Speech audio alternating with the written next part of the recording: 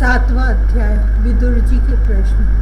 श्री सुखदेव जी कहते हैं, मैत्रेय जी का यह भाषण सुनकर बुद्धिमान व्यास नंदन विदुर जी ने उन्हें अपनी वाणी से प्रसन्न करते हुए कहा।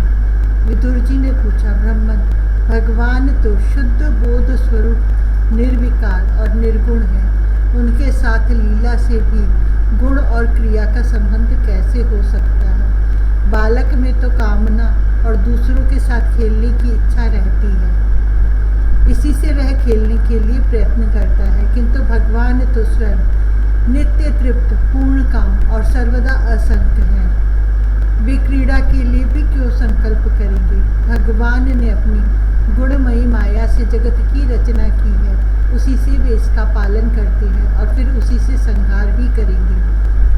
जिनके ज्ञान का देश काल अथवा अवस्था से, अपने आप या किसी दूसरे निमित्त से भी कभी लोप नहीं होता, उनका माया के साथ किस प्रकार संयोग हो सकता है? एकमात्र ये भगवान ही समस्त क्षेत्रों में उनके साक्षी रूप से स्थित है, फिर इन्हें दुर्भाग्य या किसी प्रकार के कर्म जनित क्लेश की प्राप्ति कैसे हो सकती है?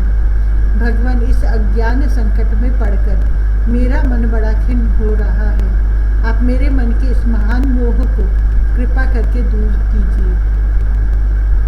श्री सुखदेव जी कहते हैं, तत्व जिज्ञासु विदुर जी की करुणा प्राप्त कर अहंकारहीन श्री मैत्रेय जी ने भगवान का स्मरण करते हुए मुस्कुराते हुए कहा। श्री मैत्रेय जी ने कहा, जो आत्मा सबका स्वामी और सर्वथा मुक्त स्वरूप है, वही दीनता और बंधन को प्राप्त हो, यह बात युक्ति विरुद्ध अवश्य है, किंतु वस्तुतः यही तो भगवान की माया है। जिस प्रकार स्वप्न देखने वाले पुरुष को अपना सिर कटना आदि व्यापार न होने पर भी अज्ञान के कारण सत्यवत भासते हैं, उसी प्रकार इस जीव को बंधन आदि न होते हुए भी अज्ञानवश भास रहे हैं। यदि यह कहा जाए कि ईश्वर में इनकी प्रतीति क्यों नहीं होती, तो इसका उत्तर यह है कि जिस प्रकार जल में होने वाली कंप आदि क्रिया जल में दिखने वाली चंद्रमा के प्रतिबिंब में न होने पर भी भासती है, आकाश स्थित चंद्रमा में नहीं, उसी प्रकार देह अभिमानी जीव में ही देह के मिथ्या धर्मों की प्रतीति होती है, परमात्मा में नहीं। निष्काम भाव से धर्मों का आचरण करने पर भगवत कृपा से प्राप्त हुए भक्ति योग के द्वारा यह प्रतीति धीरे धीरे निवृत्त हो जाती है। जिस समय समस्त इंद्रियां विषयों से हटकर साक्षी परमात्मा श्री हरि में निश्चल भाव से स्थित हो जाती है, उस समय गाढ़ निद्रा में सोए हुए मनुष्य के समान जीव के राग द्वेष आदि सारे क्लेश सर्वथा नष्ट हो जाते हैं। श्री कृष्ण के गुणों का वर्णन एवं श्रवण अशेष दुख राशि को शांत कर देता है। फिर यदि हमारे हृदय में उनके चरण कमल की रज के सेवन का प्रेम जग पड़े, तब तो कहना ही क्या है। विदुर जी ने कहा, भगवान, आपकी युक्ति युक्त वचनों की तलवार से मेरे संदेह छिन्न भिन्न हो गए हैं। अब मेरा चित्त भगवान की स्वतंत्रता और जीव की परतंत्रता दोनों ही विषयों में खूब प्रवेश कर रहा है। विद्वान, आपने यह बात बहुत ठीक कही कि जीव को जो क्लेश आदि की प्रतीति हो रही है, उसका आधार केवल भगवान की माया ही है। यह क्लेश मिथ्या एवं निर्मूल ही है, क्योंकि इस विश्व का मूल कारण ही माया के अतिरिक्त और कुछ नहीं है। इस संसार में दो ही प्रकार के लोग सुखी हैं, या तो जो अत्यंत मूढ़ अज्ञानग्रस्त है, या जो बुद्धि आदि से अतीत श्री भगवान को प्राप्त कर चुके हैं। बीच की श्रेणी के संशयापन्न लोग तो दुख ही भोगते रहते हैं। भगवान, आपकी कृपा से मुझे यह निश्चय हो गया है कि ये अनात्म पदार्थ वस्तुतः है नहीं, केवल प्रतीत ही होते हैं। अब मैं आपके चरणों की सेवा के प्रभाव से उस प्रतीति को भी हटा दूंगा। इन श्री चरणों की सेवा से नित्य सिद्ध भगवान श्री मधुसूदन के चरण कमलों में उत्कट प्रेम और आनंद की वृद्धि होती है, जो आवागमन की यंत्रणा का नाश कर देती है। महात्मा लोग भगवत प्राप्ति के साक्षात मार्ग ही होते हैं। उनके यहाँ सर्वदा देव देव श्री हरि के गुणों का गान होता रहता है। अल्प पुण्य पुरुष को उनकी सेवा का अवसर मिलना अत्यंत कठिन है।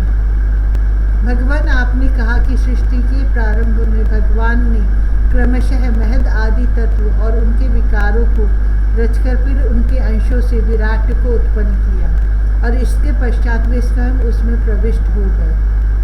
उन विराट के हजारों पैर, जांघें और बाहें हैं। उन्हीं को वेद आदि पुरुष कहते हैं। उन्हीं में ये सब लोग विस्तृत रूप से स्थित है। उन्हीं में इंद्रिय विषय और इंद्रियाभिमानी देवताओं के सहित 10 प्रकार के प्राणों का, जो इंद्रिय बल, मनोबल और शारीरिक बल रूप से 3 प्रकार के हैं, आपने वर्णन किया है। और उन्हीं से ब्राह्मण आदि वर्ण भी उत्पन्न हुए हैं।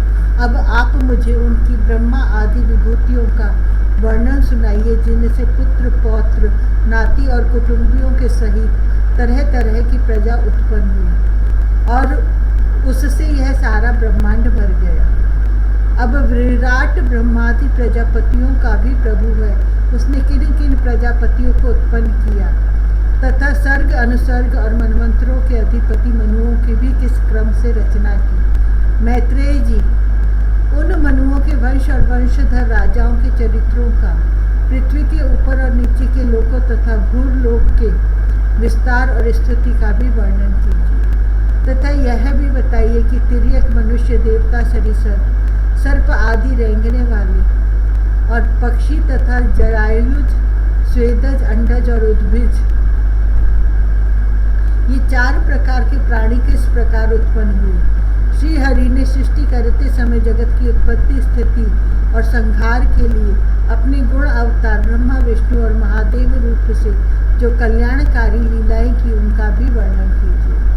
वेश, आचरण और स्वभाव के अनुसार वर्णाश्रम का विभाग, ऋषियों के जन्म, कर्म आदि, वेदों का विभाग, यज्ञों का विस्तार, योग का मार्ग, ज्ञान मार्ग और उनका साधन सांख्य मार्ग तथा भगवान के कहे हुए नारद पांचरात्र आदि तंत्र शास्त्र, विभिन्न पाखंड मार्गों के प्रचार से होने वाली विषमता, नीच वर्ण के पुरुष से उच्च वर्ण की स्त्री में होने वाली संतानों के प्रकार तथा भिन्न भिन्न गुण और कर्मों के कारण जीव की जैसी और जितनी गतियां होती हैं, वे सब हमें सुनाइए। ब्रह्मन, धर्म, अर्थ, काम और मोक्ष की प्राप्ति के परस्पर अविरोधी साधनों का, वाणिज्य, दंड नीति और शास्त्र श्रवण की विधियों का, श्राद्ध की विधि का, पितृगणों की सृष्टि का और काल चक्र में ग्रह, नक्षत्र और तारागण की स्थिति का भी अलग अलग वर्णन कीजिए। दान, तप तथा इष्ट और पूर्त कर्मों का क्या फल है। प्रवास और आपत्ति के समय मनुष्य का क्या धर्म होता है। निष्पाप मैत्रेय जी, धर्म के मूल कारण श्री जनार्दन भगवान किस आचरण से संतुष्ट होते हैं और किन पर अनुग्रह करते हैं, यह वर्णन कीजिए। द्विजवर, दीन वत्सल, गुरुजन अपने अनुगत शिष्यों और पुत्रों को बिना पूछे भी उनके हित की बात बतला दिया करते हैं। भगवान, उन महद आदि तत्वों का प्रलय कितने प्रकार का है और जब भगवान योग निद्रा में शयन करते हैं तब उनमें से कौन कौन तत्व उनकी सेवा करते हैं और कौन उनमें लीन हो जाते हैं। जीव का तत्व, परमेश्वर का स्वरूप, उपनिषद प्रतिपादित ज्ञान तथा गुरु और शिष्य का पारस्परिक प्रयोजन क्या है। पवित्र आत्मन, विद्वानों ने उस ज्ञान की प्राप्ति के क्या क्या उपाय बतलाए हैं, क्योंकि मनुष्यों को ज्ञान, भक्ति अथवा वैराग्य की प्राप्ति अपने आप तो हो नहीं सकती। ब्रह्मन, माया मोह के कारण मेरी विचार दृष्टि नष्ट हो गई है। मैं अज्ञ हूँ, आप मेरे परम सुहृद हैं। अतः श्री हरि लीला का ज्ञान प्राप्त करने की इच्छा से मैंने जो प्रश्न किए हैं उनका उत्तर मुझे दीजिए। पुण्यमय मैत्रेय, तत्व के उपदेश द्वारा जीव को जन्म मृत्यु से छुड़ाकर उसे अभय कर देने में जो पुण्य होता है, समस्त वेदों के अध्ययन, यज्ञ, तपस्या और दान आदि से होने वाला पुण्य उस पुण्य के 16वें अंश के बराबर भी नहीं हो सकता।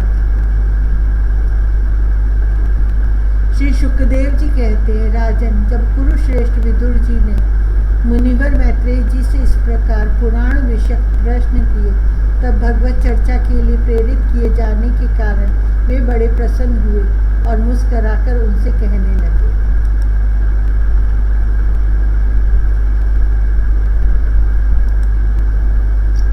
आठवां अध्याय, ब्रह्मा जी की उत्पत्ति। श्री मैत्रेय जी ने कहा, विदुर जी, आप भगवत भक्तों में प्रधान लोकपाल यमराज ही हैं। आपके पूर्व वंश में जन्म लेने के कारण वह वंश साधु पुरुषों के लिए भी सेव्य हो गया है। धन्य है, आप नित्य निरंतर पद पद पर श्री हरि की कीर्तिमयी माला को नित्य नूतन बना रहे हैं। अब मैं क्षुद्र विषय सुख की कामना से महान दुख को मोल लेने वाले पुरुषों की दुख निवृत्ति के लिए श्रीमद् भागवत प्रारंभ करता हूँ, जिसे स्वयं श्री संकर्षण भगवान ने सनक आदि ऋषियों को सुनाया था। अखंड ज्ञान संपन्न आदिदेव भगवान संकर्षण पाताल लोक में विराजमान थे। सनत कुमार आदि ऋषियों ने उनसे परम पुरुषोत्तम ब्रह्म का तत्व जानने के लिए उनसे प्रश्न किया। उस समय शेष जी अपने आश्रय स्वरूप उन परमात्मा की मानसिक पूजा कर रहे थे, जिनका वेद वासुदेव के नाम से निरूपण करते हैं। उनके कमल कोश सरीखे नेत्र बंद थे। प्रश्न करने पर सनत कुमार आदि ज्ञानी जनों के आनंद के लिए उन्होंने अधखुले नेत्रों से देखा। सनत कुमार आदि ऋषियों ने मंदाकिनी के जल से भीगे अपने जटा समूह से उनके चरणों की चौकी के रूप में स्थित कमल का स्पर्श किया, जिसकी नागराज कुमारियां अभिलषित वर पानी प्राप्ति के लिए प्रेम पूर्वक अनेकों उपहार सामग्रियों से पूजा करती हैं। सनत कुमार आदि उनकी लीला के मर्मज्ञ हैं। उन्होंने बार बार प्रेम गदगद वाणी से उनकी लीला का गान किया। उस समय श्रीकेश भगवान के उठे हुए सहस्रों फण किरीटों की सहस्र सहस्र श्रेष्ठ मणियों की छिटकती हुई रश्मियों से जगमगा रहे थे। भगवान संकर्षण ने निवृत्ति परायण सनत कुमार जी को यह भागवत सुनाया था, ऐसा प्रसिद्ध है। सनत कुमार जी ने फिर इसे परम व्रतशील सांख्यायन मुनि को उनके प्रश्न करने पर सुनाया। परमहंसों के प्रधान श्री सांख्यायन जी को जब भगवान की विभूतियों का वर्णन करने की इच्छा हुई, तब उन्होंने इसे अपने अनुगत शिष्य हमारे गुरु श्री पराशर जी और बृहस्पति जी को सुनाया। इसके पश्चात परम दयालु पराशर जी ने पुलस्त्य मुनि के कहने से वह आदि पुराण मुझसे कहा। वत्स, श्रद्धालु और सदा अनुगत देखकर अब वही पुराण मैं तुम्हें सुनाता हूँ। सृष्टि के पूर्व यह संपूर्ण विश्व जल में डूबा हुआ था। उस समय एकमात्र श्री नारायण देव शेष शैया पर पौड़े हुए थे। वे अपनी ज्ञान शक्ति को अक्षुण्ण रखते हुए ही योग निद्रा का आश्रय ले अपने नेत्र मूंदे हुए थे। सृष्टि कर्म से अवकाश लेकर आत्म आनंद में मग्न थे। उनमें किसी भी क्रिया का उन्मेष नहीं था। जिस प्रकार अग्नि अपनी दाहिका आदि शक्तियों को छिपाए हुए काष्ठ में व्याप्त रहता है, उसी प्रकार भगवान ने संपूर्ण प्राणियों के सूक्ष्म शरीरों को अपने शरीर में लीन करके अपने आधारभूत उस जल में शयन किया।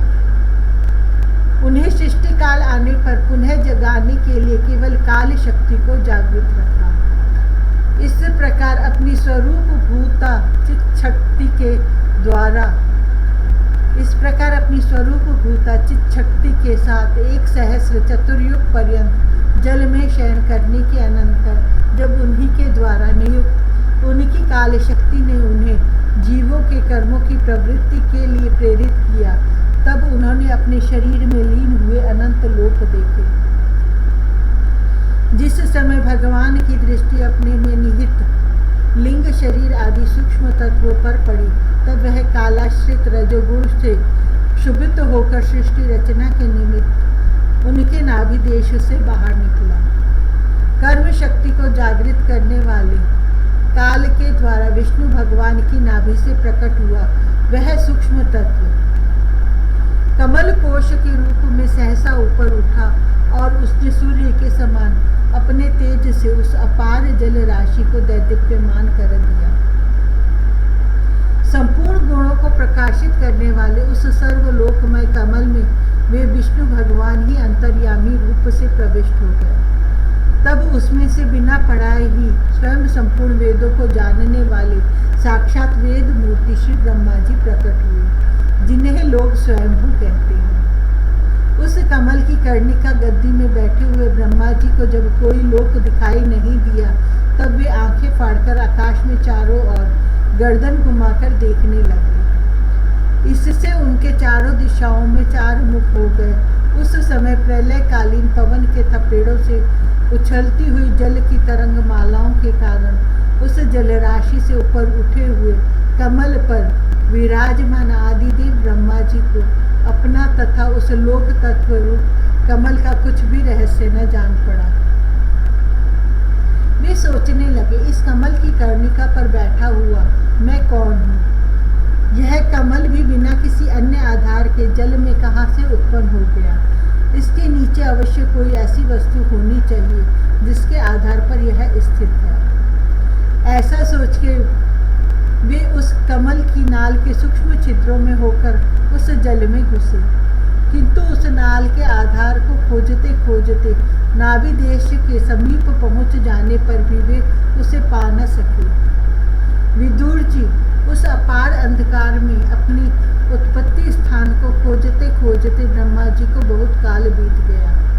यह काल ही भगवान का चक्र है जो प्राणियों को भयभीत करता हुआ उनकी आयु को क्षीण करता रहता है। अंत में विफल मनोरथ हो वे वहाँ से लौट आए और पुनः अपने आधारभूत कमल पर बैठकर धीरे धीरे प्राणवायु को जीतकर चित्त को निहित संकल्प किया और समाधि में स्थित होगा।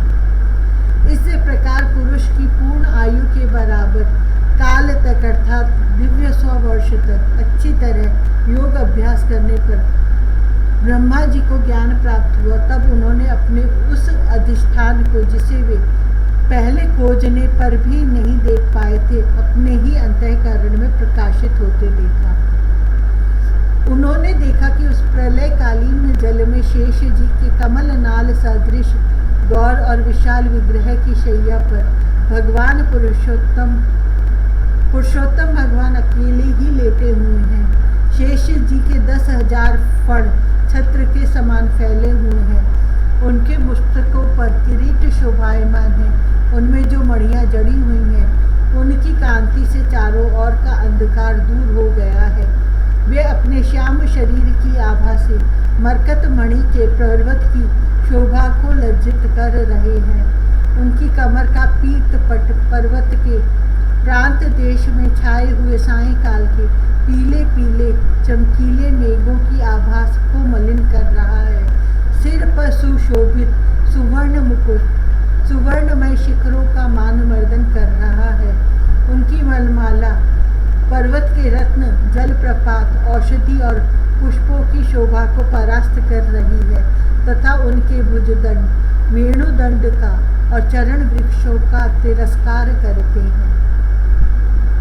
उनका वह श्री विग्रह अपने परिमाण से लंबाई चौड़ाई में त्रिलोकी का संग्रह किए हुए है। वह अपनी शोभा से विचित्र एवं दिव्य वस्त्र आभूषणों की शोभा को सुशोभित करने वाला होने पर भी पीताम्बर आदि अपनी वेशभूषा से सज्जित है। पीताम्बर आदि अपनी वेशभूषा से सुसज्जित है।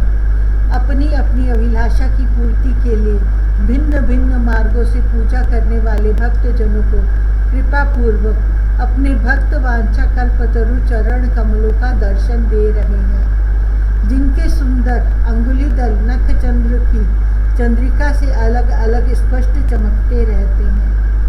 सुंदर नासिका, अनुग्रह वर्षी भौएं, कानों में झिल मिलाते हुए कुंडलों की शोभा, बिंबा फल के समान लाल लाल अधरों की कांति और लोकार्तिहारी मुस्कान से युक्त मुखारविंद के द्वारा वे अपने उपासकों का सम्मान अभिनंदन कर रहे हैं। बस उनके नितंब देश में कदम्ब कुसुम की केसर के समान पीत वस्त्र और सुवर्णमयी मेखला सुशोभित है तथा वक्ष है स्थल में अमूल्य हार और सुनहरी रेखा वाले श्रीवत्स चिन्ह की अपूर्व शोभा हो रही है।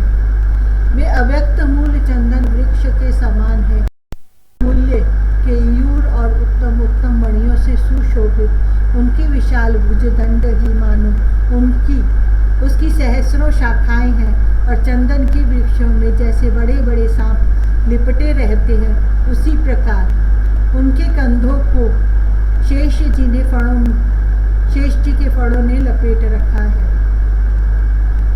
वे नागराज अनंत के बंधु श्री नारायण ऐसे जान पड़ते हैं मानो से घिरे हुए पर्वतराज हों। वे नागराज अनंत के बंधु श्री नारायण ऐसे जान पड़ते हैं मानो कोई जल से घिरे हुए पर्वतराज ही हों। पर्वत पर जैसे अनेकों जीव रहते हैं उसी प्रकार वे संपूर्ण चराचर के आश्रय हैं।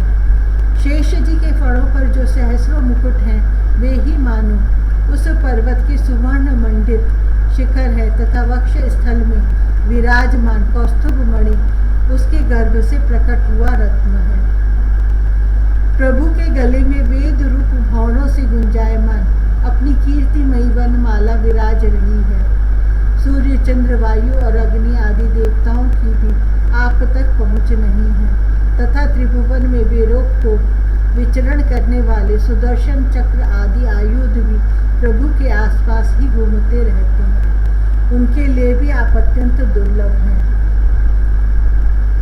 तब विश्व रचना की इच्छा वाले लोक विधाता ब्रह्मा जी ने भगवान के नाभि सरोवर से प्रकट हुआ वह कमल, जल, आकाश, वायु और अपना शरीर, केवल ये 5 ही पदार्थ देखे। इनके सिवा और कुछ उन्हें दिखाई न दिया। रजोगुण से व्याप्त ब्रह्मा जी प्रजा की रचना करना चाहते थे। जब उन्होंने सृष्टि के कारण रूप केवल ये 5 ही पदार्थ देखे तब लोक रचना के लिए उत्सुक होने के कारण वे अचिंत्य गति श्री हरि में चित्त लगाकर उन परम पूजनीय प्रभु की स्तुति करने लगे।